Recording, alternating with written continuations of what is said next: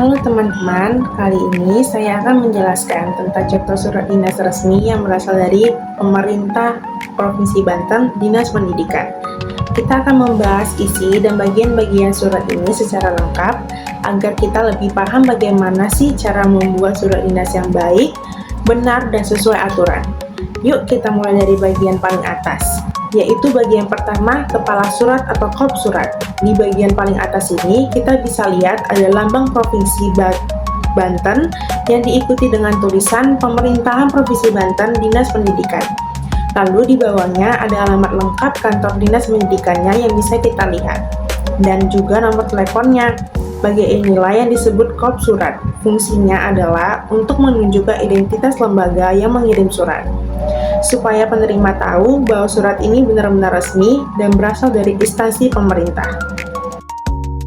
Bagian kedua yaitu nomor surat, lampiran, dan juga perihal. Pada surat ini tertulis ada nomor lampiran yang menggunakan tanda strip, yang artinya tidak ada lampiran tambahan, dan juga perihal.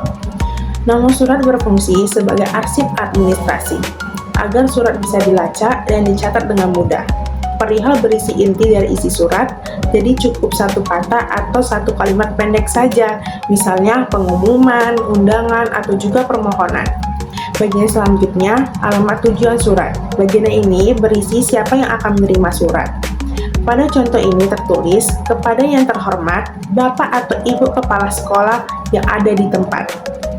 Penulisannya itu sopan dan menggunakan sapaan yang terhormat, atau yang disingkat menjadi YTH.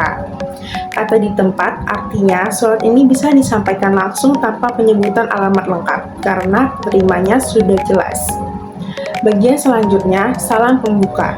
Setelah alamat tujuan, ada juga salam pembuka, yaitu dengan hormat. Salam ini wajib ada di surat resmi. Kenapa? Karena menunjukkan rasa hormat dan kesopanan dari penulis kepada penerima surat tersebut. Selanjutnya yaitu bagian isi surat. Bagian isi surat ini adalah bagian yang sangat penting.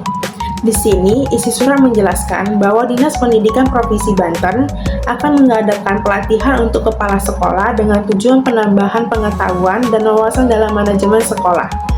Kalimatnya menjelaskan bahwa kegiatan ini akan membantu kepala sekolah untuk meningkatkan kemampuan dalam mengelola mutu pendidikan dan manajemen sekolah.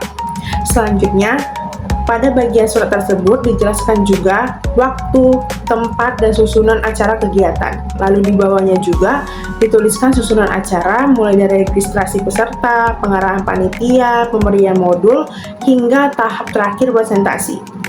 Semua informasi ini sangat penting agar penerima surat bisa mempersiapkan diri untuk mengikuti kegiatan tersebut.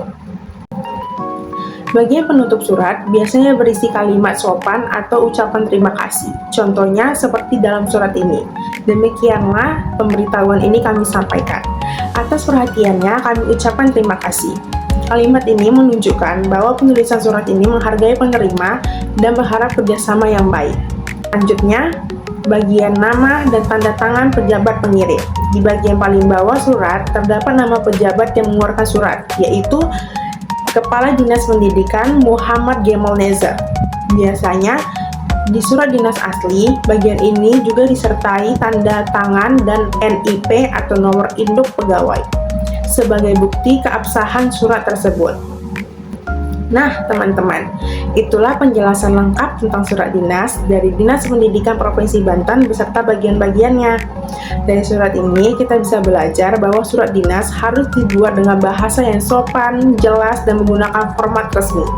Kalau kita paham susunannya, kita akan lebih mudah membuat surat resmi sendiri, baik untuk sekolah, kampus, maupun instansi pemerintah lainnya.